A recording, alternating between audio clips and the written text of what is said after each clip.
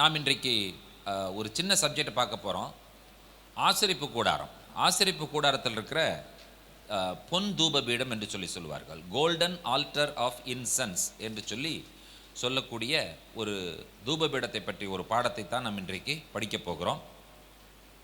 இப்போ நீங்கள் ஸ்க்ரீனில் பார்க்கறது என்னென்னு கேட்டிங்கன்னு சொன்னால், ஆசரிப்பு கூடாரத்தினுடைய பரிசுத்த ஸ்தலம்.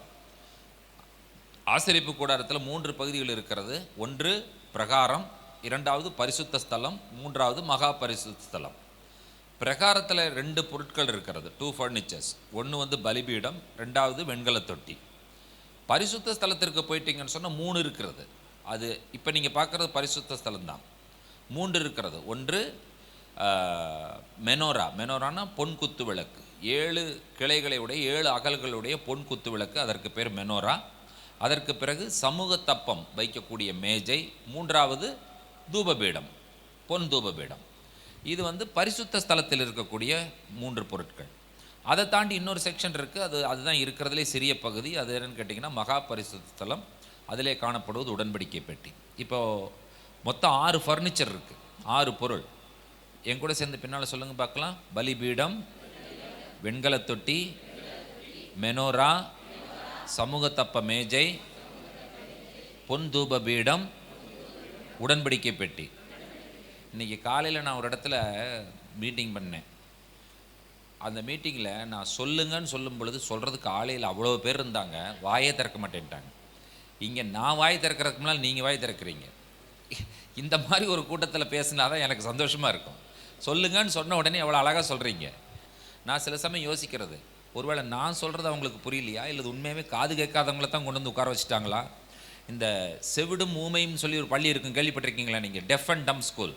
அப்போ அவங்களுக்கு சைகையில் சொன்னால் தான் புரியும், காதே கேட்காதவங்களுக்கு. ஸோ அந்த மாதிரி எதுவும் ஸ்கூலில் கொண்டு வந்து நீ உட்கார வச்சுட்டாங்களாங்கிற மாதிரி இருந்தது. அப்போ நீங்கள் சொல்லுங்கன்னு சொல்லும்பொழுது நீங்கள் சொல்கிறீங்க பார்த்தீங்களா, இது எனக்கே பெரிய உற்சாகமாக இருக்கிறது. அப்போ 6 ஃபர்னிச்சர். இன்றைக்கி நம்ம பார்க்க போகிறது பரிசுத்த ஸ்தலத்தில் காணப்படுகிறதான ஒரு பீடம், தூப பீடம். அது ஒரு பலிபீடம் தான். ஓகேவா? இப்போது ஒரு ஆசாரியன் இருக்கிறார். ஸ்க்ரீன் தெரியுதில்ல உங்களுக்கு கிளியரா? ஓகே. ஒரு ஆசாரியன் இருக்கிறார். ஆசாரியனுக்கு முன்பாக என்ன காணப்படுகிறது என்று சொன்னால் தூப பீடம் காணப்படுகிறதை நீங்கள் கவனிக்கிறீர்கள். இப்போது நீங்கள் என்ன புரியணும்னு கேட்டிங்கன்னா, ஆசரிப்பு கூடாரத்தில் இருக்கிற பலிபீடங்களின் எண்ணிக்கை மொத்தம் 2. எத்தனை பலிபீடம் இருக்குது? 2 பலிபீடம் இருக்குது. ஒரு பலிபீடம் வெண்கல பலிபீடம், இன்னொரு பலிபீடம் பொன் பலிபீடம். ஒன்று என்னது? வெண்கலம். ரெண்டாவது தூபம் போடுற பலிபீடம், தங்கத்தினாலான பலிபீடம். இப்போ இந்த வெண்கல பலிபீடம் எங்கே இருக்குன்னு சொல்லி கேட்டிங்கன்னு சொன்னால், ஓப்பனாக வெளியிருக்கும், எல்லாருமே பார்க்கலாம். அதுக்கு கூடாரம் கிடையாது, மறைவு கிடையாது, ஓப்பனாக இருக்கக்கூடிய பலிபீடம். அந்த பலிபீடத்தில் என்ன செய்வார்கள் என்று சொன்னால் பலி செலுத்துவார்கள். அந்த பலிபீடம் எப்பொழுதுமே ரத்தம் தான். உள்ளே இருக்கிற பலிபீடம் அது கூடாரத்திற்குள்ளே இருக்கக்கூடியது, அது தங்கத்தினால் ஆனது. அதில் என்ன செய்வார்கள் என்று சொன்னால் தூபம் போடுவார்கள். இப்போ இந்த பலி என்று சொல்லும் பொழுதே நமக்கு என்ன புரியணுங்கன்னா, கிறிஸ்து தான் நம்முடைய பலி. நமக்கு பலியானவர் யார்? கிறிஸ்து. சரி, வெளியிருக்கிற பலிபீடத்திற்கு கிறிஸ்து என்ன பொருளாக இருக்கிறார்? உள்ளிருக்கிற பலிபீடத்திற்கு கிறிஸ்து என்ன பொருளாக இருக்கிறார்? வெளியிருக்கிற பலிபீடம் வெண்கலத்திலான பலிபீடம், ரத்தம் என்று சொல்லி நாம் சொல்லுகிறோம். அதில் பலி செலுத்துகிறார்கள். இப்போது அந்த பலிபீடம் எதை குறிக்கிறது என்று சொன்னால், இந்த பூமியிலே கிறிஸ்து நமக்காக ரத்தம் சிந்தி மரித்ததற்கு அடையாளமாகத்தான் பலிபீடம், பிரகாரத்தில் காணப்படுகிற பலிபீடம். ஓகேவா? அடுத்தது அது வெண்கலத்தினால் ஆனது. தங்கம் உயர்ந்ததா வெண்கலம் உயர்ந்ததா? தங்கம் தான் உயர்ந்தது. அப்போ வெண்கலம் என்று சொல்லும் பொழுது ஆண்டவர் தன்னை தாழ்த்தி இருக்கிறார், தன்னையே கீழ்ப்படுத்தி இருக்கிறார் என்பதுதான் வெண்கலத்தினுடைய அடையாளமாக காணப்படுகிறது. ஓகேவா? சரி, இப்போ அது ரத்தம், பலி வெளிப்பிரகாரமாக இருக்கிறது, வெளியில் இருக்கிறது. கிறிஸ்து எங்கே மரித்தார் என்று சொல்லி கேட்டீர்கள் என்று சொன்னால், பாளையத்திற்கு புறம்பாக நமக்காக பாடுபட்டார் என்று சொல்லி எபிரேயத்தில் நாம் வாசிக்கிறோம். அப்போ இது வெளியில் இருக்கிறது, பாளையத்திற்கு வெளியே மரித்த கிறிஸ்துவுக்கு அடையாளமாக காணப்படுகிறது, வெண்கல பலிபீடத்தினுடைய அடையாளம். இப்போ இன்னொரு பலிபீடம் இருக்குது. அந்த பலிபீடம் எங்கே இருக்குதுன்னு சொன்னேன்? பரிசுத்த ஸ்தலத்திற்கு இருக்குது. அது என்ன பலிபீடம்? பொன் பலிபீடம். இது என்னன்னு கேட்டீங்கன்னு சொன்னால், கிறிஸ்து மேன்மைப்படுத்தப்பட்டிருக்கிறார், கிறிஸ்து ராஜா, கிறிஸ்து உயர்த்தப்பட்டிருக்கிறார் என்பதற்குத்தான் அந்த பலிபீடத்தை எதிலே செய்திருக்கிறார்கள் என்று சொன்னால், தங்கத்தினாலான காரியத்தினாலே அந்த பலிபீடத்தை செய்திருக்கிறார்கள். அந்த பலிபீடம் அது ஒரு ஆசாரிய ராஜா என்பதனுடைய அடையாளம். கிறிஸ்து ஆசாரிய ராஜாவாக நமக்காக என்ன செய்து கொண்டிருக்கிறார்? தூபம் போட்டு கொண்டிருக்கிறார். அப்படின்னா பரிந்து பேசி கொண்டிருக்கிறார் அப்படிங்கிறது அர்த்தம். சில வீட்டிலெல்லாம் வந்து பார்த்தீங்கன்னு சொன்னால் அந்த வீட்டில் ஏதாவது காரியம் நடக்கணும் அப்படின்னு சொல்லும்பொழுது வந்து பார்த்தீங்கன்னு சொன்னால் அதை தொடர்ந்து சொல்லிக்கொண்டே இருப்பாங்க. என்னப்பா நீ தூபம் போடுற மாதிரி இது இப்படி பேசிகிட்டே இருக்கிற நீயே, சொல்லுவாங்களா சொல்ல மாட்டாங்களா? அதில் முக்கியமாக யார்கிட்ட சொல்லுவாங்கன்னு சொல்லி கேட்டிங்கன்னு சொன்னால் மனைவிமார் கணவன்கிட்ட சொல்லிகிட்டே இருப்பாங்க. இந்த பொருள் இல்லை, இந்த பொருளை வாங்கணும், இந்த மிக்சியை வாங்கணும், இந்த மிக்சியை வாங்கணும். அவருக்கு என்ன போடுவாங்க? காதில் தூபம் போட்டுகிட்டே இருந்தால் தான் அவருக்கு புரியும். இல்லாட்டி ஆண்களுக்கு என்ன செய்யாது, சில புரியாது. ஏன்னா கொஞ்சம் ஆண்களுக்கு வந்து கொஞ்சம் கொஞ்சம் குறைவு தான். ஆகினால அவங்களுக்கு வந்து என்ன பண்ணணும்? தூபம் போட்டுக்கிட்டே இருக்கணும். அப்போ தான் அவங்களுக்கு புரியும். அப்போ இது என்னன்னு சொல்லி கேட்டிங்கன்னு சொன்னால் பரிந்து பேசுதல். என்னது? பரிந்து பேசுதல். கிறிஸ்து நமக்காக பரிந்து பேசிக்கொண்டே இருப்பதனுடைய அடையாளமாய் காணப்படுகிறது. சரி, இப்போ நம்ம வந்து வெளியில் இருக்கிற பலிபீடத்தை பார்க்க போகிறோமா? இல்லை. நம்ம எந்த பலிபீடத்தை பார்க்க போகிறோம்? உள்ளே இருக்கிற பலிபீடத்தை பார்க்க போகிறோம். உள்ளே இருக்கிற பலிபீடத்தை பற்றி என்ன சொல்லப்பட்டிருக்கிறது, அந்த பலிபீடத்தினுடைய வேலை என்ன அப்படின்னு சொல்லி கேட்டிங்கன்னா, இப்போ வெளியிருக்கிற பலிபீடத்திற்கு சர்வாங்க தகன பலி செலுத்தணும், பாவ நிவாரண பலி செலுத்தணும், குற்ற நிவாரண பலி செலுத்தணும். இப்படி பலிகள் இருக்கிறது. காளையை செலுத்தலாம், ஆட்டுக்குட்டியை செலுத்தலாம், வெள்ளாட்டை செலுத்தலாம், செம்மறியாட்டை செலுத்தலாம், புறா குஞ்சுகளை செலுத்தலாம். இதெல்லாம் இதனுடைய ரத்தங்களெல்லாம் அந்த பலிபீடத்தில் செய்யப்படும். அப்போது நீ என்ன செய்தியோ அதற்கு தகுதியாக அதற்குண்டான பலி அங்கே கொண்டு செலுத்துவாங்க. ஆனால் உள்ளே இருக்கிற பலிபீடத்தில் எதுவுமே கிடையவே கிடையாது. வாழ்நாள் முழுவதும் வருடம் 365 நாளும் ஒரே ஒன்று தான் நடக்கும். என்னன்னு கேட்டிங்கன்னா, இந்த 4 விதமான பொருட்களை எடுத்து அது தூபம் போடுவாங்க. அது வந்து அந்த தூபம் போயிட்டே இருக்கும்.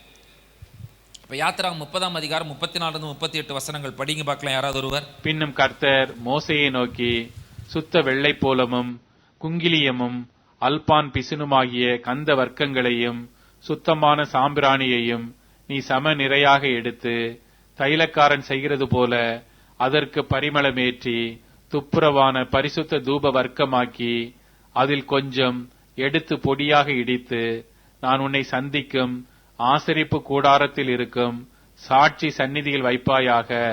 அது உங்களுக்கு மகா பரிசுத்தமாய் இருக்க கடவது. இந்த தூப வர்க்கத்தை நீ செய்ய வேண்டிய முறையின்படி உங்களுக்கு செய்து கொள்ளலாகாது. இது கர்த்தருக்கென்று உனக்கு பரிசுத்தமாய் இருப்பதாக.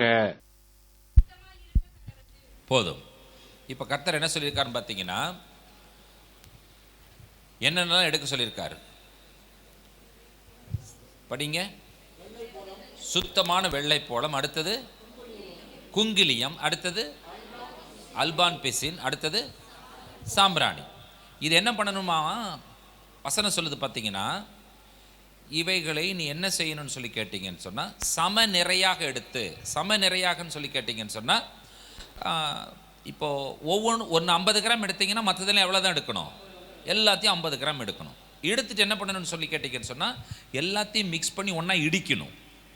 ஒன்றாக இடித்து அதை என்ன பண்ணணும்னு சொல்லி கேட்டிங்கன்னு சொன்னால் பரிமள தைலம் ஏற்றணும். ஏற்றி அதை பரிசுத்த தூப வர்க்கமாக்கி நீங்கள் என்ன பண்ணணும்? தூபபீடத்தில், அந்த பலிபீடம் இருக்கல, அந்த பலிபீடத்தில் மேலே தூபபீடத்தில் போட்டுட்டு அதில் வந்து அக்னியை கொண்டு வரணும். அக்னி எங்கேருந்து வரணும்னு சொன்னால் வெளியே பலிபீடத்தில் அக்னி இருக்குல்ல, அந்த அக்னியை கொண்டு வந்தால் நீங்கள் தூபம் போடணும். நீங்களும் அக்னி போடக்கூடாது. ஸோ அது என்ன பண்ணணும்னு சொல்லி கேட்டிங்கன்னு சொன்னால், இப்போ பொதுவாக ஒரு சாம்பிராணி போட்டாங்கன்னா நல்ல ஸ்மெல் வருது இல்லை? சொல்லுங்கள், வருதா வரலையா? சாம்பிராணி போடும்பொழுது என்ன வருது? நல்ல ஒரு வாசம் வருது. அதை முகர்றோம் நம்ம. இப்போ நீங்கள் வந்து இந்த 4 பொருளும் போடும் பொழுது அந்த வாசனைக்கு பேர் என்னன்னு கேட்டிங்கன்னா சுகந்த வாசனைன்னு பேர், ஸ்வீட் ஸ்மெல்லிங் அரோமா. இப்போது திரும்ப இந்த 4 பொருளை படிங்க பார்க்கலாம்.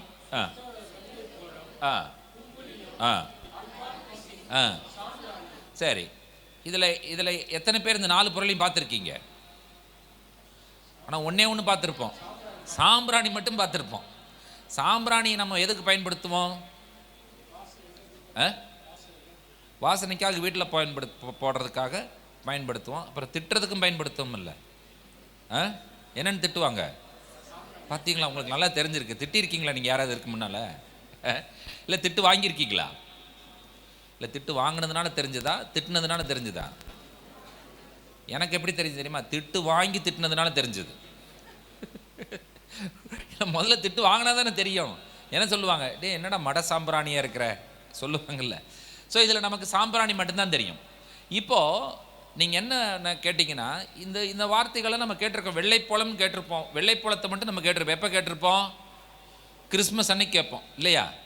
எப்போ கேட்போம்? எப்படி கேட்போம்? கிறிஸ்மஸ் அன்னைக்கு யார் வந்தது? சாஸ்திரிகள் வந்தார்கள். என்ன கொண்டு வந்தார்கள்? வெள்ளைப்போளம், பொன், தூபவர்க்கம், மூணையும் காணிக்கையாக படைச்சார்கள். என்னைக்காவது வெள்ளைப்போளம் பார்த்துருக்கீங்களா? நீங்கள் வெள்ளைப்போளம் பார்த்ததில்லை. போன வருஷம் கிறிஸ்மஸ்க்கு நான் ஒரு மெசேஜ் கொடுத்தேன். கிறிஸ்துவும் வெள்ளைப்போளமும் அப்படிங்கிற தலைப்பில் நான் மெசேஜ் கொடுத்தேன். இப்போ கிறிஸ்து பிறந்திருக்கிறார். இவர்கள் காணிக்கையாக கொடுத்தது பொன், வெள்ளைப்போளம், தூபவர்க்கம், மூணையும் காணிக்கையாக கொடுத்தாங்க. இப்போது வெள்ளைப்போளம்னுடைய பொருள் என்ன அப்படின்னு சொல்லும் பொழுது, நாம் எப்படி கிறிஸ்து பிறந்ததற்கு வெள்ளைப்போளமாக இருக்க முடியுங்கிற ஒரு மெசேஜ் கொடுத்தேன் நான். கிறிஸ்துவுக்கு யார் வெள்ளைப்போளம்? நான் தான் வெள்ளைப்போளம் அப்படின்னு ஒரு மெசேஜ் கொடுத்துட்டு என்ன தெரியுமா பண்ணேன்? இஸ்ரேலிருந்து வெள்ளைப்போளம் வாங்கிட்டு வந்திருந்தேன். அதை எல்லாருக்கும் கொஞ்சம் கொஞ்சம் கொடுத்து அனுப்பினேன் நான். Gift, Christmas gift. ஸோ அடுத்த தடவை வரும்பொழுது பாஸ்டர் எனக்கு ஞாபகப்படுத்துகிறான்னா உங்களுக்கும் கிஃப்ட் கொண்டு வரேன், வெள்ளைப்போளம் கிஃப்ட். நீங்கள் வந்து வெள்ளைப்போளத்தை பாருங்கள். அட்லீஸ்ட் 2ஆவது நீங்கள் பார்த்துருக்கலாம். அடுத்தது இன்னொன்று, அதாவது பார்த்தீங்கன்னு சொன்னால் இதெல்லாம் எப்படி எடுக்கிறாங்கன்னு ஒரு வீடியோ காமிக்க போகிறேன் நான் உங்களுக்கு இப்போ இன்னும் கொஞ்சம் நேரத்தில். ஓகேவா? அப்போது நமக்கு இந்த பைபிளை படிக்கும்பொழுது வந்து பார்த்தீங்கன்னு சொன்னால் இந்த வசனத்தை படிக்கும்பொழுது சிம்பிளாக படிச்சுட்டு போயிடும். கர்த்தர் மோசேயை நோக்கி என்ன சொன்னார்? சுத்த வெள்ளைப்போளம், குங்கிலியம், அல்பான், பிசின், கந்தவர்க்கம், சாம்பிராணி இவங்களெல்லாம் நீ சம நிறையாக எடுத்து தைலக்காரன் செய்கிறது போல் செய்து இடித்து நீ வந்து தூபபீடத்தில் போட்டு தூபம் போடு அப்படின்னு படிச்சுட்டு போயிடுவோம். ஆனால் நம்ம என்றைக்குமே இதை நம்ம என்ன செய்கிறதில்ல, ஆராய்ச்சி பண்ணுறது கிடையாது. இதை எப்படி எடுக்கிறாங்க, என்ன பண்ணுறாங்க அப்படிங்கிற விஷயத்தை நம்ம பார்க்குறதே கிடையாது. இதுதான் வந்து பார்த்தீங்கன்னு சொன்னால் ஆசரிப்பு கூடாரத்தினுடைய கடைசி நிகழ்வு. பலி செலுத்துகிறான், அதற்கப்புறம் வெண்கல தொட்டியில் தண்ணியில் காலை கழுவுறான், அதற்கப்புறம் மெனோராவை வந்து ஒலிவ எண்ணெய் ஊற்றி மெனோராவை ஏற்றுறாங்க. சமூக தப்பத்தில் மேஜையில் 12 அப்பத்தை வச்சுட்டு ஒவ்வொரு ஓய்வு நாள்லேயும் அந்த அப்பத்தை சாப்பிட்றாங்க. ஓய்வு நாளுக்கு அப்பத்தை மாற்றிடுவாங்க. கடைசியாக வந்து என்னென்னு கேட்டிங்கன்னு சொன்னால் தூபம் போடுவாங்க. அந்த தூபம் தான் கடைசி, அதுதான் ஆராதனை. ஓகேவா? இப்போது இல்லை, இதில் வந்து கடைசியாக உடன்படிக்கை பெட்டிக்குள்ளே போக முடியாது. அது வருஷத்தில் ஒரு முறை தான் ஆசாரியன் உள்ளே போவார். அது வரைக்கும் உள்ளே போகவே முடியாது. அது பாட்டுக்கு அமைதியாக இருக்கும், யாருமே போக மாட்டாங்க. வருஷத்துக்கு ஒரே ஒரு முறை மட்டும்தான் அந்த ஆசாரியன் உள்ளே போய் அவர் ரத்தத்தை அதன் மேலே பூசி இஸ்ரவேல் ஜனங்களுடைய பாவங்களை மூடுவதற்காக போகிற நாள். அது 7 பண்டிகைகள் ஒரு பண்டிகை, பாவ நிவாரண நாள் என்று சொல்லப்படுகிற பண்டிகை. சரி, இப்போது இதில் வந்து பார்த்தீங்கன்னு சொன்னால் ஒரு பலிபீடம் பலி செலுத்துறதுக்கு பார்த்தீங்களா, அது ஒன்றும் பெரிய விஷயமே கிடையாது. என்னென்னு கேட்டிங்கன்னா, யாராவது ஒருவர் என்ன பண்ணுவாங்கன்னு சொல்லி கேட்டிங்கன்னு சொன்னால், இந்த லேவியர்கள் உள்ளே இருந்துட்டு இருப்பாங்க. திடீர்னு ஒருத்தர் உள்ளே வருவார். யார் வருவார்னா, யாரோ ஒரு இஸ்ரவேலில் யாரோ ஒருத்தர் வரும்பொழுதே ஒரு மாட்டை பிடிச்சிட்டு வருவார். அவர் கேட்பார், என்னப்பா இது அப்படின்னா, நான் வந்து சர்வாங்க தகன பலி செலுத்த வந்திருக்கிறேன். சரி, ஓகே. இப்போ சர்வாங்க தகன பலி செலுத்துறதுக்கு என்ன பண்ணணும்னு சொல்லி கேட்டிங்கன்னா, மாட்டை கொண்டு வராருல்ல, சொல்லுங்கள், மாட்டை கொண்டு வராருல்ல. யார் மாட்டை அறுக்கணும்? கிடையாது. நம்ம இப்படி தான் நினச்சிட்ருக்குறோம். 6 லட்சம் புருஷர்கள் 6 லட்சம் மாட்டை கொண்டு வந்து ஆசாரியம் ஒரு அர்த்தானா ஆசாரியம் அவன் முடிஞ்சிருவான். புரியுது உங்களுக்கு? எப்போவுமே புரிஞ்சுக்கோங்க, ஆட்டை கொண்டு வந்தாலும் மாட்டை கொண்டு வந்தாலும் ஆசாரியன் இருக்கிற கொண்டு போகிற ஆள் தான் இருக்கணும். ஆசாரியன் என்ன பண்ணுவார்னு சொன்னால் ரத்தத்தை மட்டும்தான் பிடிப்பார். அவருடைய வேலை அறுக்கும் பொழுது பாத்திரத்தை வச்சு ரத்தத்தை பிடிச்சிக்குவார். அதற்கப்புறம் கொண்டு போன ஆள் என்ன பண்ணுவார்னு சொன்னால் அதை உரிப்பார். தோலை உரித்து சந்து சந்தாக வெட்டி துண்டித்து அதையெல்லாம் பலிபீடத்தின் மேல் வைத்து அதை வந்து அந்த அக்னி அதே சுட்டரிக்கிறதற்காக இவர் வெயிட் பண்ணிட்டு இருப்பார்.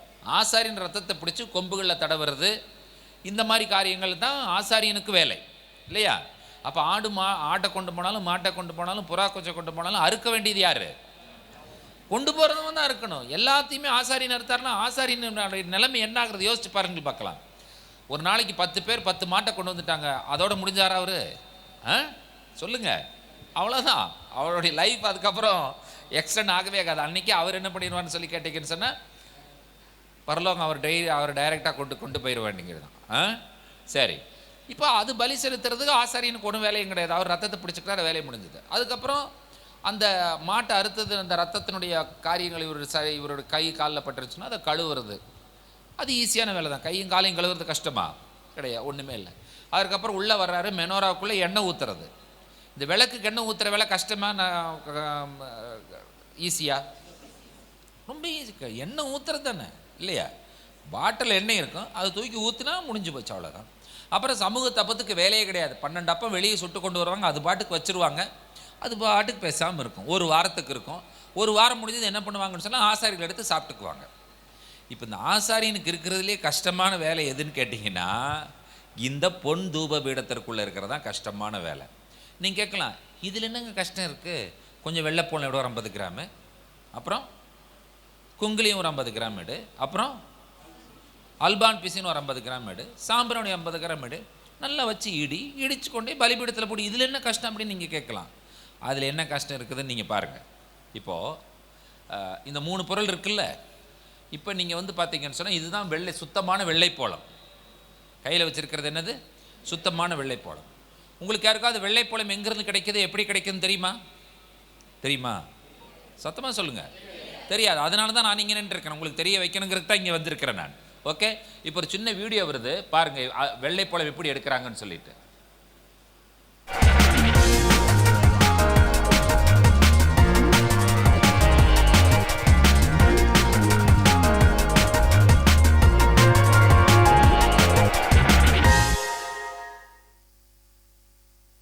Young Living understands the delicate practice of harvesting frankincense.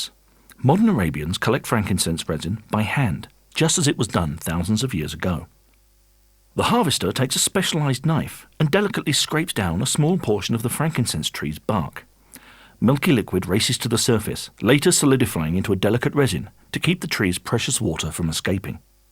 After 10 days, the harvester returns, scrapes off the white resin and cuts the tree a second time. With this cut, the frankincense resin, though still unusable, becomes more aromatic. Each cut produces a more valuable resin with greater quantities of essential oil. When the harvester cuts the tree a third time, the resin comes out a yellow-brown color and is very aromatic. This is the valuable resin harvesters work so hard to cultivate. Harvesters cut the tree up to 7 times during the season, each cut producing more resin than the last. By going directly to the source, Young Living produces the highest quality essential oil in the world. பார்த்தீங்களா நீங்கள்? அந்த season டைமில் போய் அந்த மரத்தை என்ன பண்ணணும்னு சொன்னால் கொத்தி விடணும், செதுக்கி விட்டணும். ஒரு வருஷத்துக்கு 7 முறை தான் அந்த மரத்தை செதுக்க முடியும். அந்த டைமில் தான் என்ன ஆகுன்னு சொன்னீங்கன்னா, செதுக்கி விட்டதுக்கு பிறகு நீங்கள் பேசாமல் விட்டுறணும். 10 நாள் கழித்து பார்த்தீங்கன்னா அதிலிருந்து வெள்ளையாக வெளியே வரும் பாருங்க, அதுதான் வெள்ளைப்பழம், மரத்திலிருந்து கிடைக்கிறது. இப்போது இதை வந்து பார்த்தீங்கன்னு சொன்னால் ஏதோ ஒரு மிக்ஸ் பண்ணி மேனுஃபேக்சர் பண்ணி கொண்டு வரது கிடையாது. ஒவ்வொரு மரத்தையும் போய் தனிப்பட்ட விதத்தில் அந்த மரத்தினுடைய சீசன் பார்த்து அந்த மரம் விளைஞ்ச மரத்தினுடைய அந்த பட்டை எந்த இடத்துல கொத்துனா வருங்கிறதையும் கண்டுபிடிச்சி பார்த்தீங்கன்னா சொன்னால் கையில் செதுக்கி அதற்கப்புறம் தான் எடுக்க முடியும். இதற்கு ஏதாவது மாற்று வழி இருக்குதுன்னு நினைக்கிறீங்களா நீங்கள்? கிடையவே கிடையாது. மாற்று வழி இல்லவே இல்லை. இதுதான் ஒரே வழி வெள்ளைப்போளம் எடுப்பதற்கு. இப்போ நீங்கள் சொல்லுங்கள், கஷ்டமா ஈஸியா? இல்லை, இப்போ கஷ்டமா அப்படி கேட்கக்கூடாது, நான் கேட்கணும், கஷ்டமா ரொம்ப கஷ்டமா? ஆமாம், ரொம்ப கஷ்டம்தான். நீங்கள் சொன்னாலும் சொல்லாட்டி ரொம்ப கஷ்டம்தான். இது வெள்ளைப்போளம். ஓகேவா? வெள்ளைப்போளம் எடுக்கிற இன்னொரு முறையும் கூட ஒரு வீடியோ போட்டிருக்கேன் பாருங்கள், எப்படி எடுக்கிறாங்கன்னு சொல்லி. இது வந்து பார்த்தீங்கன்னு சொன்னால் பாலைவனம் இருக்குல்ல, பாலைவனத்தில் எங்கேயாவது ஒரு மரம் இருக்கும். இந்த மரம் வெள்ளைப்போளம் இருக்கிற மரம் பாலைவனத்தில் எங்கேயாவது ஒரு மரம் தேடி கண்டுபிடிச்சு போய் அந்த மரத்தில் என்ன பண்ணணும், வெள்ளைப்போளத்தை எடுக்கணும். நம்ம ஊர் மாதிரி ஏதோ மொத்த மரங்கள் இருக்கும் போய் பார்த்துடலாம், அப்படி கிடையாது. பாலைவனத்தில் எங்காவது இருக்கிற ஒரு மரம் தான். பார்த்தீங்களா, நீங்கள் பார்க்குறதுல சித்தி மரம், இதெல்லாம் அக்கேஷியா உண்டு. இந்த மரங்களுக்குள்ள ஒரு மரம் இருக்கும், அந்த மரம் தான் வெள்ளைப்போளம் கொடுக்கக்கூடிய மரம்.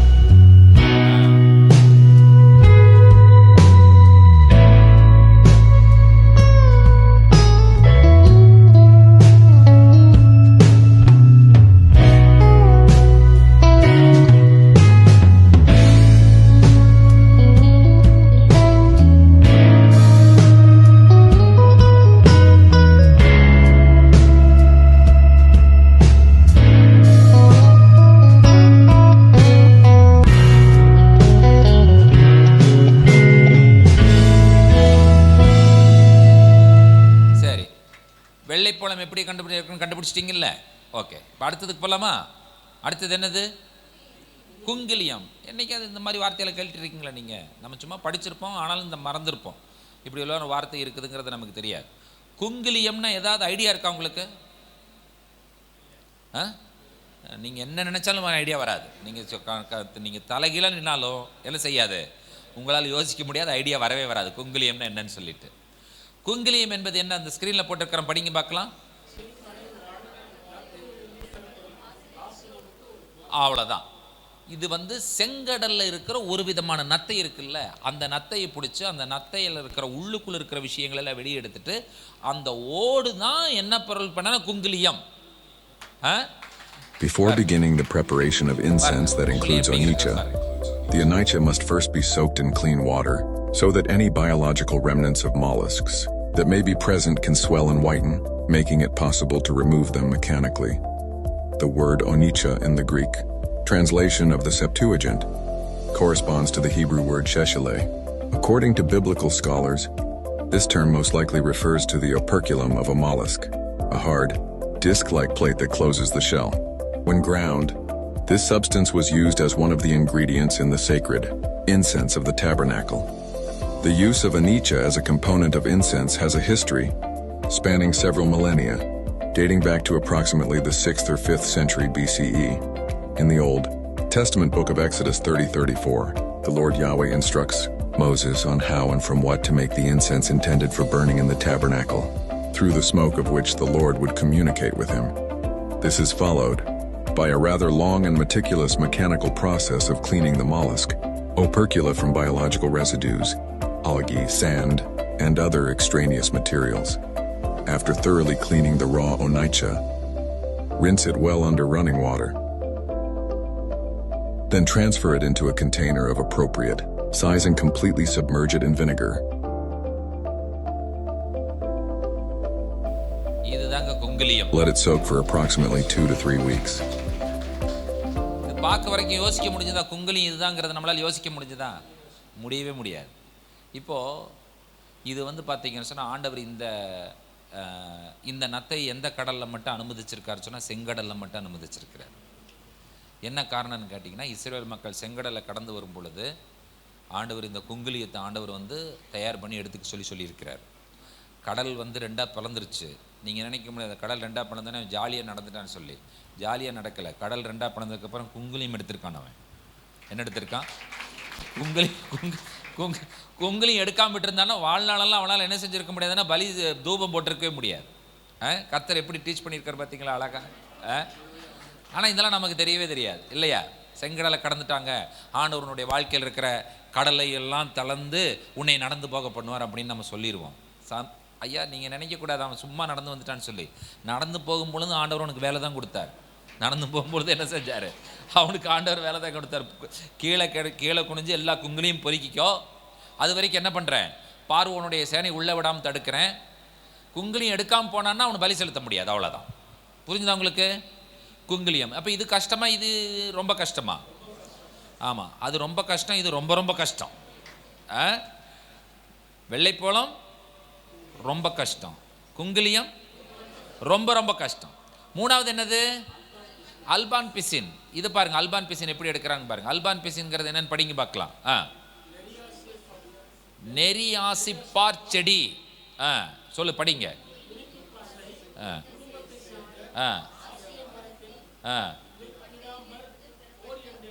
லிக்விடாம்பர் ஓரியன்டலிஸ்ங்கிறது botanical name of the tree. அடுத்தது, இங்க யாராவது பாட்டனி ஸ்டூடெண்ட் இருக்கீங்களா? பாட்டனி ஸ்டூடெண்ட் யாரும் இல்லையா? நம்ம நெல்லுன்னு சொல்கிறோமில்ல, நம்ம நெல்லுங்கிறோம், பேடின்னு இங்கிலீஷில் சொல்கிறோம். ஆனால் அவங்களுக்கெல்லாம் பாட்டனிக்கல் நேம் இருக்குது. ஒரைசா சட்டைவா லின் அப்படின்னா நெல்லுன்னு அர்த்தம். கேட்குறதுக்கே பயமாக இருக்குல்ல, இதுக்கப்புறம் அதை கேட்கணுமான்னு சொல்லி. So botany has God their own name. அதுதான் அங்கே போட்டிருக்கேன். படிங்க. பட்டையிலிருந்து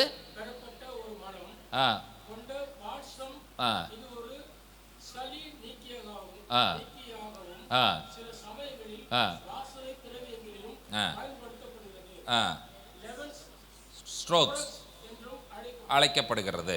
இதுதான் அல்பான் பிசின். அல்பான் பிசின் எப்படி எடுக்கிறாங்கன்னு பாருங்க நீங்க.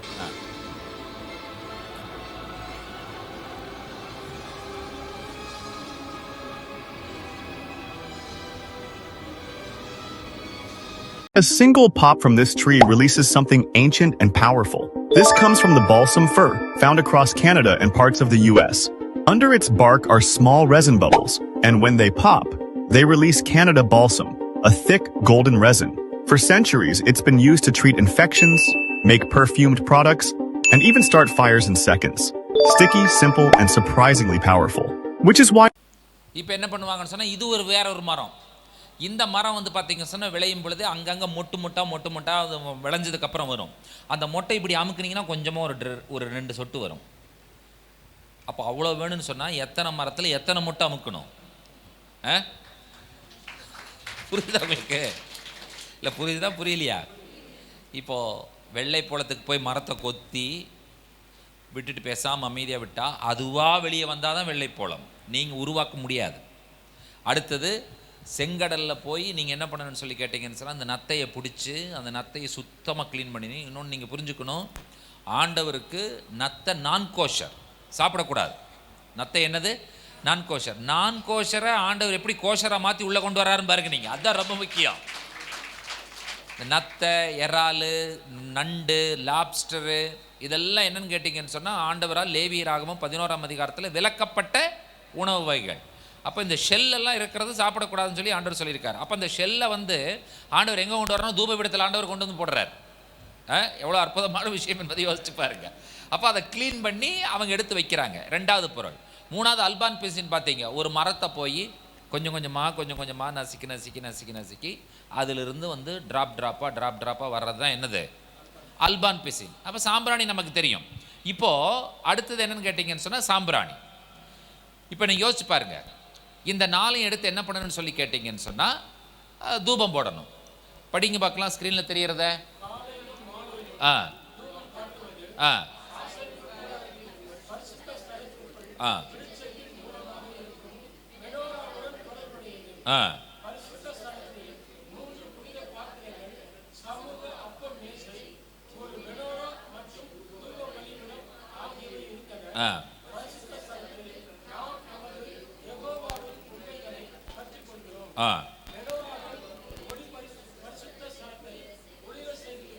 ஆ ஆ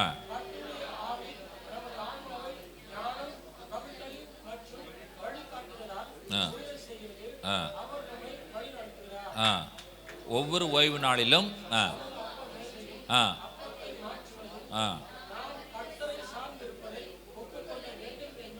ஆ ஆ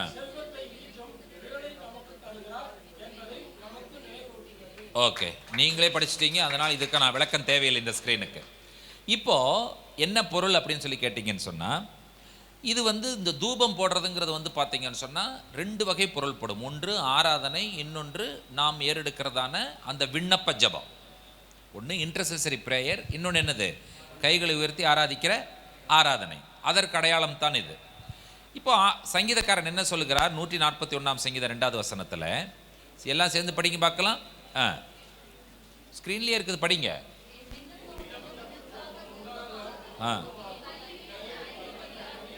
என் கையெடுப்பு அந்திபலியாகவும் இருக்க கடவுது, என் விண்ணப்பம் முன்பாக தூபமாகவும் என் கையெடுப்பு அந்திபலியாகவும் இருக்க கடவுது. இப்போ இந்த தூபம் இருக்குல்ல, இந்த தூபத்துக்கு பேர் என்ன சொல்லிக்கிறேன்? Sweet smelling aroma. உள்ளே இருக்கும் பொழுது ஒரு வகையான மனத்தை கொடுக்கக்கூடியது. அந்த ஆசரிப்பு கூடாரம் முழுவதிலுமே அப்படி இழுத்தா அந்த இருக்கிற அந்த ஸ்மெல்லு ரொம்ப நேச்சுரலாக ரொம்ப இனிமையாக இருக்கக்கூடிய ஒரு ஸ்மெல் அது. ஓகேவா? அதற்கு பேர் சுகந்த வாசனை என்று சொல்லுகிறார்கள். ஸ்வீட் ஸ்மெல்லிங், சுகந்த வாசனை அப்படின்னு சொல்லி. இப்போது நீங்கள் வந்து பார்த்தீங்கன்னு சொன்னால், இப்போ சென்னை இருக்குது, சென்னையில் வந்து பார்த்தீங்கன்னு சொன்னால் சாதாரணமான ஒரு ஹோட்டல் இருக்குது, அதுக்கப்புறம் 5 ஸ்டார் ஹோட்டல் இருக்குது. இப்போ நீங்கள் இந்த 5 ஸ்டார் ஹோட்டலுக்குள்ளே போனீங்கன்னு சொன்னால், அவன் அந்த டிஃப்யூசர் ஒன்று வச்சுட்டு எங்கேருந்து தான் அந்த சென்ட்டை போட்டு வச்சிருப்பான்னு உள்ளே போனதுமே நமக்கே அப்படி இழுத்த எப்படி இருக்கும் ஸ்மெல்லு? அப்போ அந்த ஸ்மெல்லுங்கிறது ரொம்ப இம்பார்ட்டன்ட். ஸ்மெல் அப்படிங்கிறது ஆண்டவர் நமக்கு என்ன கொடுத்துருக்கிறாரு? ஸ்மெல்லு பண்ணுறதுக்கு தான் எதை கொடுத்துருக்காரு? இந்த நாசி ஆண்டவர் நமக்கு கொடுத்துருக்கிறார். ஓகேவா? இப்போது ஆண்டவர் என்ன சொல்கிறாருன்னு சொல்லி கேட்டிங்கன்னு சொன்னால், இந்த பலியை பாருங்கள். ஆதியாகமம் 8ஆம் அதிகாரம் 20, 21 வசனத்தை வாசியுங்கள். ஆ ஆ ஆ ஆ ஆ பலியிட்டான். பலியிடும் பொழுது என்ன நடந்தது? சுகந்த வாசனையை கர்த்தர் முகர்ந்தார். சுகந்த வாசனையை கர்த்தர் முகர்ந்ததனால நடைபெற்ற சம்பவம் என்ன?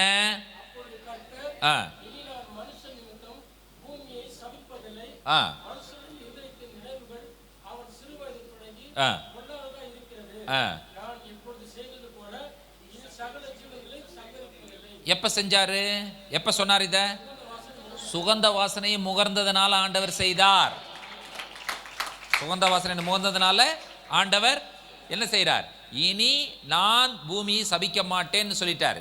சபிக்க மாட்டேன்னு சொன்னதுக்கு காரணம் அவருக்கு போன சுகந்த வாசனை தான். ஆமென். சரி, இப்போ இந்த வசனத்தை படிங்க பார்க்கலாம். எசேக்கியேல் 20ஆம் அதிகாரம் 40-41 வசனங்கள் படிங்க.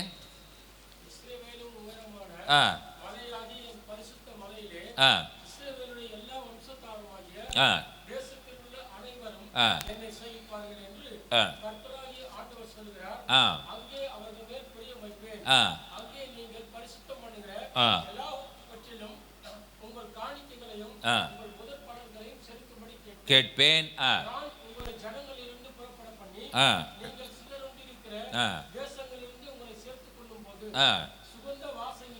எதன் நிமித்தம்?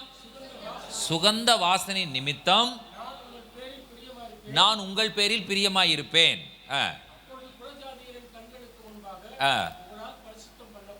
இப்பெல்லாம் நமக்கு வந்து சுகந்த வாசனை கொடுக்கணும்னு சொன்னால் ஒரு குறைஞ்சது ஒரு 5000 ரூபாய்க்காவது சென்ட் வாங்க வேண்டியிருக்குது இல்லையா? பர்ஃப்யூம் அடித்தாதான் சுகந்த வாசனை கொடுக்கக்கூடிய ஒரு நிலைமையில் நம்ம இன்னைக்கு வந்து நிற்கிறோம். இப்போ கர்த்தர் எதை விரும்புகிறார்னு சொல்லி கேட்டீர்கள் என்று சொன்னால் சுகந்த வாசனை மேலே ஆண்டவர் பிரியமாக இருக்கிறான்னு சொல்லி ஆதியாகம புத்தகத்திலையும் பார்த்தோம், எசேக்கியேலையும் பார்த்தோம். கர்த்தர் எதன் மேல் பிரியமாக இருக்கிறார்? சுகந்த வாசனை போச்சுன்னு சொன்னால் அவர் மனமே மாறிடுது. சபிக்க மாட்டேங்கிறார். சுகந்த வாசனை நிமித்தமாக உங்கள் மேல் என்ன பண்ணுவேன்? பிரியமாக இருப்பேன்னு சொல்லுகிறார். ஆண்டவருக்கு தேவை என்னது?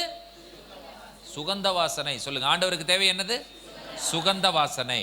இப்போ நடந்தது என்னன்னு பாருங்க, நீங்க யோசிச்சு பாருங்க. இப்போ எரேமியா 6ஆம் அதிகாரம் 20ஆம் வசனத்தை படிங்க. இங்க படுங்க ஸ்கிரீன்ல. சேபாங்கிறது வந்து பார்த்தீங்கன்னு சொன்னால் மிடில் ஈஸ்டர்ன் கண்ட்ரியில் இருக்கிறதான ஓமன் தேசம் இருக்குல்ல, ஓமன் மஸ்கட், அதுதான் சேபா. சேபாவிலிருந்து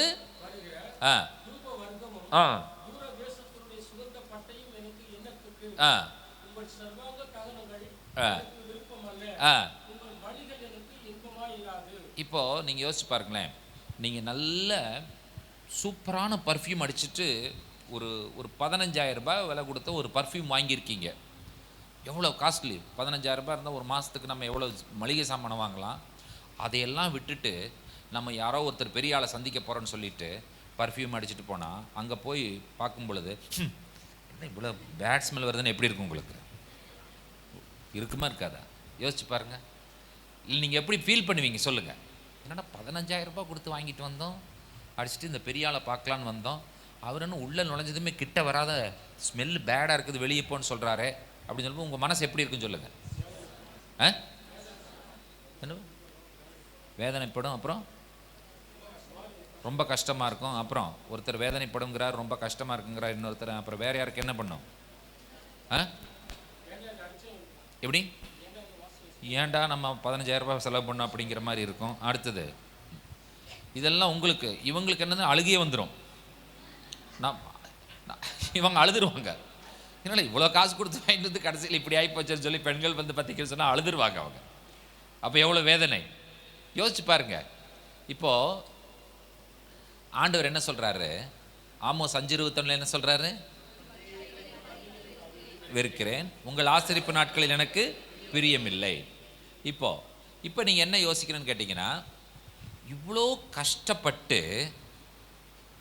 வெள்ளை போளத்தை எடுத்து, குங்குலியத்தை எடுத்து, அல்பான் பிசினை கண்டுபிடிச்சு, சாம்பிராணியை கண்டுபிடிச்சு, ஒன்றா இடித்து அதற்கு பிறகு அதற்கு பரிமள தைலம் ஏற்றி அதை பலி செலுத்தி அந்த தூபம் போடும் பொழுது ஐயோ ஆண்டவர் கெட்ட வாசனை வருதுன்னு சொன்னார்னா இவனுக்கு எப்படி இருக்கும்? ஆண்டவர் அப்படி தான் சொன்னார். எனக்கு விருப்பம் இல்லைனார். ஏன் சொன்னார் ஆண்டவர் அப்படி? உண்மையாகவே அது வந்து கெட்ட வாசனத்தை கொடுத்துதா? அப்போ நீங்கள் என்ன புரிஞ்சுக்கணுன்னா, ஆண்டவர் வந்து நீங்கள் இந்த கஷ்டப்பட்டு எடுத்து போடுற அந்த தூபம் இருக்குல்ல, அதில் பிரியமா இல்லை, உங்கள் வாழ்க்கையின் மேலே தான் பிரியமாக இருக்கிறாரா.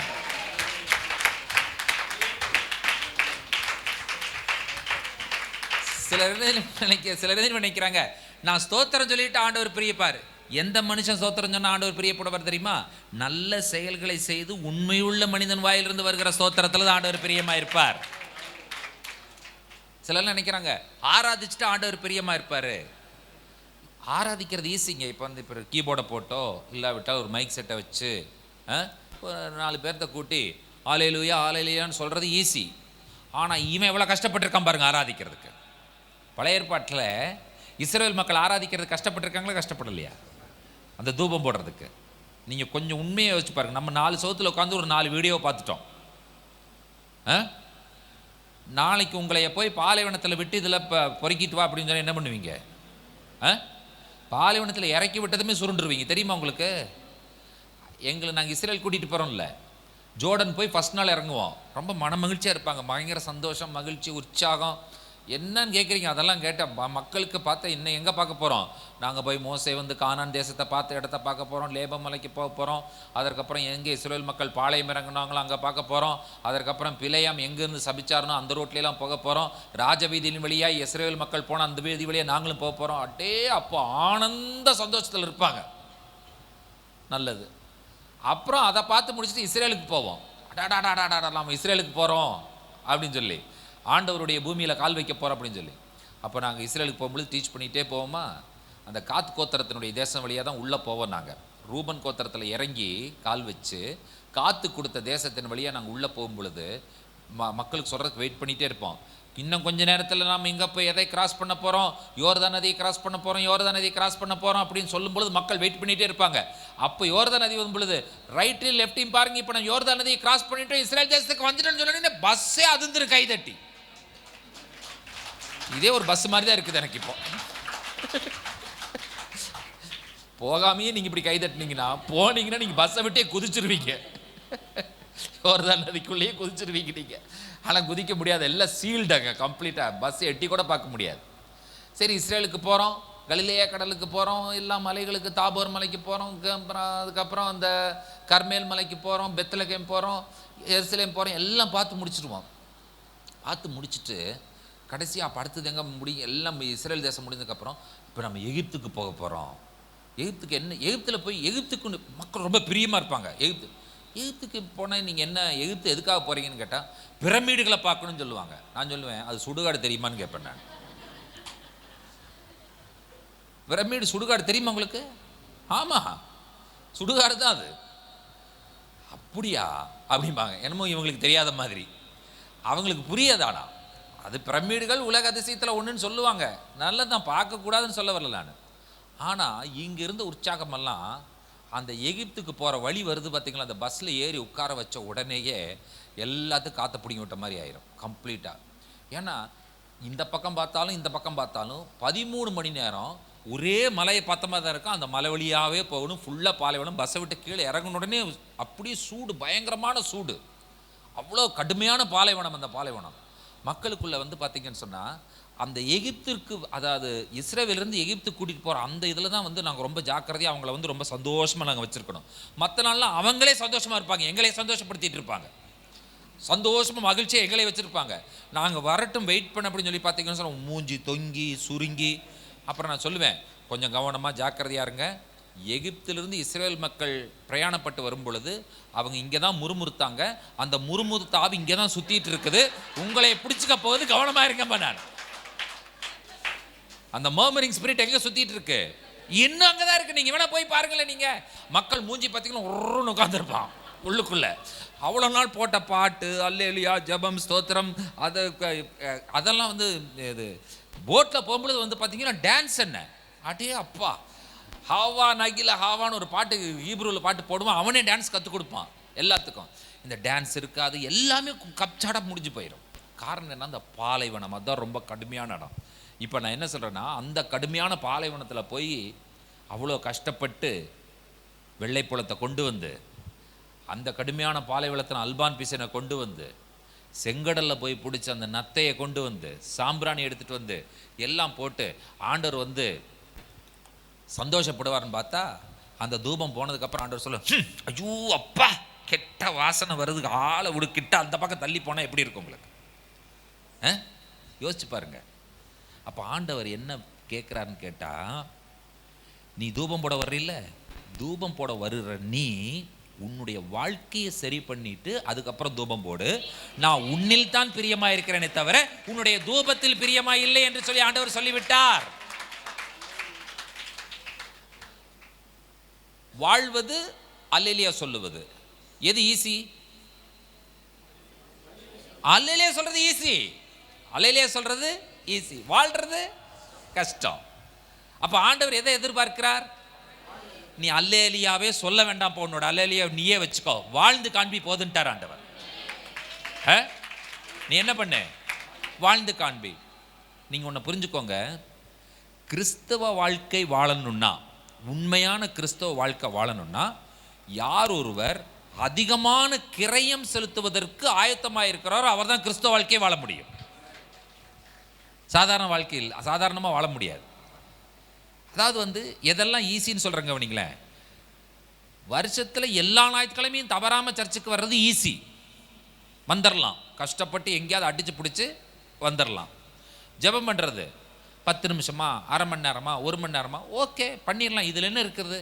மனதை எங்கேயாவது வச்சுக்க வேண்டியதான். ஜெபம் பண்ணிட்டு இருக்கும் பொழுது நம்ம டெல்லியில் இருப்போம், அப்புறம் ஆக்ராவில் இருப்போம், அதுக்கப்புறம் பஞ்சாபில் இருப்போம், அதுக்கப்புறம் அமெரிக்காவில் இருப்போம், அதற்கப்புறம் சாம்பார் பாத்திரத்தில் இருக்கும், எல்லாத்துலேயும் இருந்துட்டு ஜெபம் பண்ணி 1 மணி நேரம் முடிச்சிடலாம். 1 மணி நேரம் ஜெபத்தில் நம்ம எங்கெல்லாம் போயிட்டு வரோம் தெரியுமில்ல உங்களுக்கு? ஏன்னா நீங்களாம் போகாத ஆள் மாதிரி உட்காந்துருக்கீங்க. எல்லாருமே போகிற ஆளுக்குதாயா. நானே ஜெபம் பண்ணும் பொழுது பல முறை இஸ்ரேல் போயிட்டு வந்திருக்கிறேன். நீங்கள் என்னமோ எங்கேயுமே போகாத மாதிரி சொல்லிட்டு இருக்கிறீங்க. நீங்கள் அப்படியும் போயிட்டு வந்து 1 மணி நேரம் ஜெபம் பண்ணுறதா அதுவும் பண்ணிடலாம். இன்னும் வந்து பார்த்தீங்கன்னு சொன்னால் சில சபைகள்லாம் வச்சுருக்கிறாங்க, நீ வந்து நகை போடக்கூடாது, அதை பண்ணக்கூடாது, அதை பண்ணக்கூடாது. அதுக்கும் ரெடி ஆள் 10 பேர் இருக்காங்கல்ல, இருக்காங்களா இல்லையா? அதெல்லாம் இன்னும் அதெல்லாம் கழட்டி தூக்கி எறிஞ்சிட்டு நம்ம பாட்டுக்கு இருக்கலாம் அப்படின்னு சொல்லி அதெல்லாம் ஈஸி, எல்லாமே ஈஸிங்க. ஆனால் ஒரு கிறிஸ்தவனா என்னைக்கு நம்ம மனம் திரும்பினதுக்கப்புறம் ஒரு பொய் கூட சொல்லாமல் இருக்கணும்னு சொன்னால் அது ஈஸியாக கஷ்டமா? சத்தமாக சொல்லுங்கள். நீங்கள் தான் உண்மையை சொல்லியிருக்கீங்க, நீங்கள் தான் என்ன பண்ணியிருக்கீங்க? உண்மையை சொல்லியிருக்கிறீங்க. அப்போ அது எவ்வளோ கஷ்டம் யோசிச்சு பாருங்க பார்க்கலாம். அதாவது சர்ச்சுக்கு வர்றவங்கள பாராட்டுறோம், ஜெபம் பண்ணுறவங்கள பாராட்டுறோம், தவறாமல் வர்றவங்கள சொல்கிறோம். ஆனால் அவங்க வாழ்க்கை எப்படி இருக்கிறது என்பதை நீங்கள் யோசிச்சு பார்க்கணும். கிறிஸ்தவம் என்பது வாழ்ந்து காட்டுவது. ஆராதனை முக்கியமா? முக்கியம். ஆராதனை யார் பண்ணணும்? உண்மையாக இருக்கிறவன் ஆராதனை பண்ணணும். அவனுடைய ஆராதனை தான் ஆண்டவர் அங்கீகரிப்பார். இப்போ இவ்வளோ கஷ்டப்பட்டு வந்ததை ஆண்டவர் ஒரே செகண்டில் சொல்லிட்டார். உன்னுடைய பண்டிகையில் எனக்கு விருப்பம் இல்லை, உன்னுடைய தூபத்தில் எனக்கு பிரியம் இல்லை, உன்னுடைய சுகந்த வாசனை பலி எனக்கு கொண்டு வராத அப்படின்னு சொல்லி ஆண்டவர் சொல்லிட்டாரா? சொன்னாரா? சொல்லலையா? சொல்லிட்டார். அவ்வளோ கஷ்டப்பட்டு வந்தவனவே சொல்லிட்டாரு. எந்த கஷ்டமே படாமல் ஒரு 100 அல்லேலியா போடுறமே, இதை ஆண்டவர் சொல்கிறதுக்கு எவ்வளோ நேரம் ஆகும் சொல்லுங்க பார்க்கலாம். அவ்வளோ கஷ்டப்பட்டு கொண்டு வந்தவனையே, தம்பி அந்த பக்கம் போப்பா, எனக்கு நாற்றம் எடுக்கிறது அப்படின்னு சொல்லிட்டாருன்னா எந்த கஷ்டமும் கிடையாது. இங்கே எல்லாமே செட்டப் பண்ணியிருக்குது. ஏர் கண்டிஷன் இருக்குது, அதுக்கப்புறம் கீபோர்டு இருக்குது, அட்டகாசமான ஆடியோ சிஸ்டம் இருக்குது, சேர்ஸ் இருக்குது, மேட் இருக்குது. பார்த்தீங்கன்னு சொன்னால் உள்ளே வந்தால் ஒரு ரம்மியமான ஒரு சூழ்நிலை இருக்குது. இந்த சூழ்நிலையில் வந்து உட்காந்துட்டு ஒரு அரை மணி நேரம் ஒர்ஷிப் பண்ணும்போது அல்லேலியா சொல்கிறது கஷ்டமாக ஈஸியா? ரொம்ப ஈஸி. அப்போது அந்த கஷ்டத்தையே ஆண்டவர் வேண்டான்னார்னா இந்த ஈஸியை சொல்கிறதுக்கு எவ்வளோ நேரம் ஆகும்? அப்போ நம்ம இப்போ யோசிச்சு பார்க்கணும், இது நாள் வரைக்கும் நான் செஞ்சதை ஆண்டவர் ஏற்றிருக்காரா ஏற்றுக்கலையா அப்படிங்கிறத இப்போ பெரிய கேள்வியே. இப்போ ஆண்டவர் அங்கீகரித்தாரா? ஆண்டவர் அங்கீகரிக்கவில்லையா? ஆகினால வாழ்க்கை முக்கியம். அதற்கப்புறம் ஜெபம் பண்ணுங்க, அதற்கப்புறம் நீங்கள் ஆராதனை பண்ணுங்க. இன்றைக்கி மக்கள் எதற்கு முக்கியத்துவம் கொடுத்துட்டாங்கன்னு சொல்லி கேட்டீங்கன்னு சொன்னால் ஒரு ஃபேஷனாக ஆராதனைச்சா போதும் அப்படிங்கிற மாதிரி கொண்டு வந்து நிறுத்திட்டாங்க. அதற்கு பல வகையான உபாய தந்திரங்களை தேடி அதை பண்ணி இதை பண்ணி என்னென்னமோ போயிடுச்சு. நீ அதெல்லாம் பேசணுன்னு சொன்னால் அதுக்கப்புறம் உங்களுக்கும் பசிக்கும் எனக்கும் பசிக்கும். ஓகேவா? இந்த வசனத்தை எல்லாரும் பைபிள் எடுத்து வாசிங்க. ஏசாயா 1ஆம் அதிகாரம் 13 முதல் 19 வசனங்கள். ஏசாயா 1 13 முதல் 19. எல்லாருமே சேர்ந்து படிக்கலாம். எல்லாம் எடுத்துட்டீங்களா பைபிளை? ஸ்டார்ட் பண்ணுமா? 1 2 3 ஸ்டார்ட்.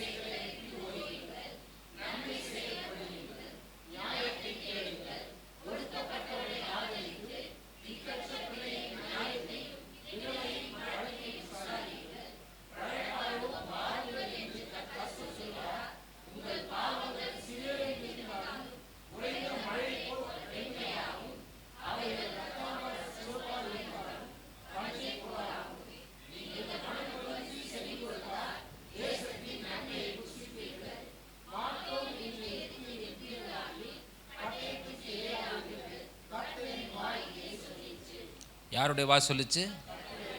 என்ன சொல்லுச்சு? 13 வசனம் சொல்லிருச்சு இல்லையா? 13லேருந்து 19 வரைக்கும் என்ன சொன்னார்?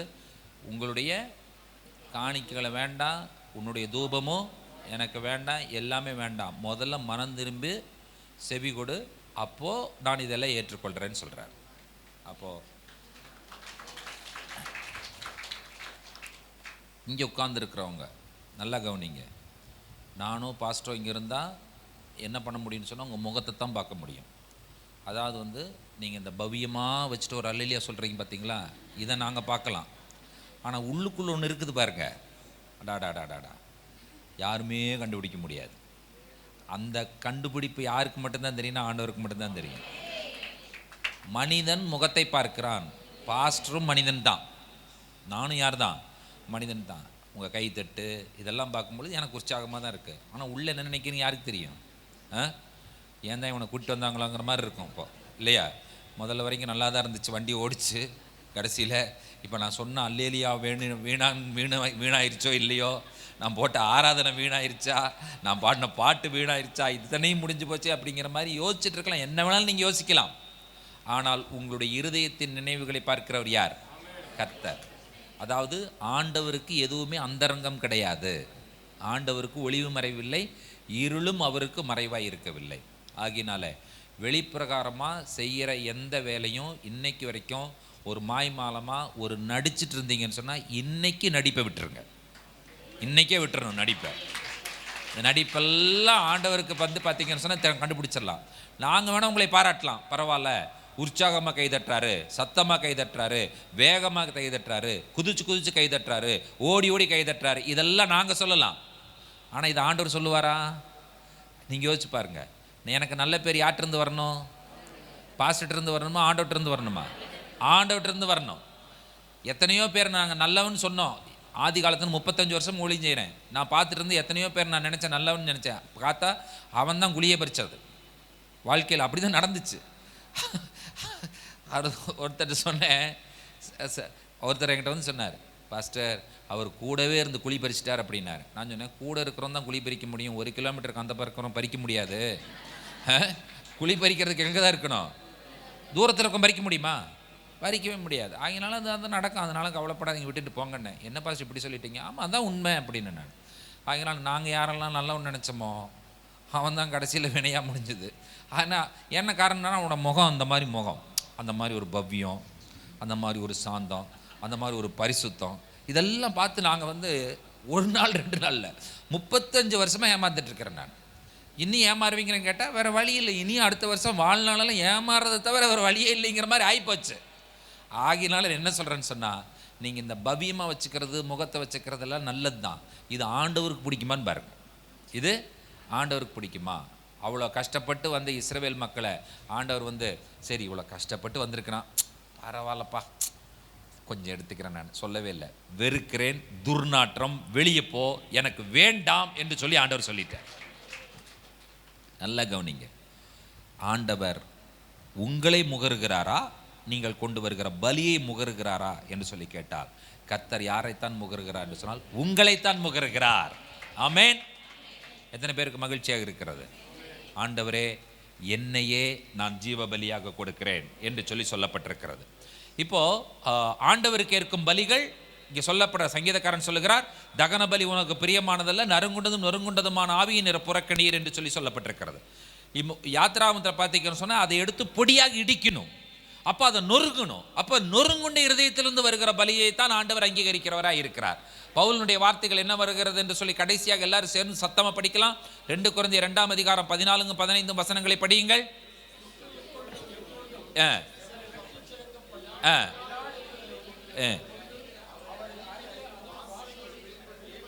தேவனுக்கு ஸ்தோத்திரம். ரட்சிக்கப்படுவர்களுக்குள்ளேயும் கெட்டுப்போவர்களுக்குள்ளேயும் நாங்கள் தேவனுக்கு கிறிஸ்துவின் நற்கந்தமாயிருக்கிறோம். We are the aroma of Christ. நாங்கள் கிறிஸ்துவுக்கு நற்கந்தமாயிருக்கிறோம்.